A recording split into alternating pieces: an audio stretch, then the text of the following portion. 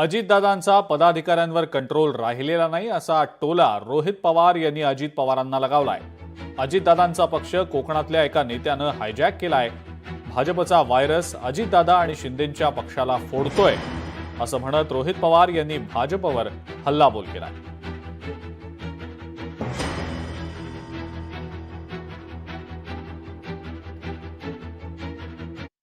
तटकरे साहेब ते स्टेटमेंट देतात की सर्व प्रमुख नेत्यांना विश्वासात घेऊन सूरज चव्हाणला बढती देण्याचा निर्णय आम्ही तिथं घेतला। मग अजितदादा त्या नेत्यांमध्ये येत नाहीत का?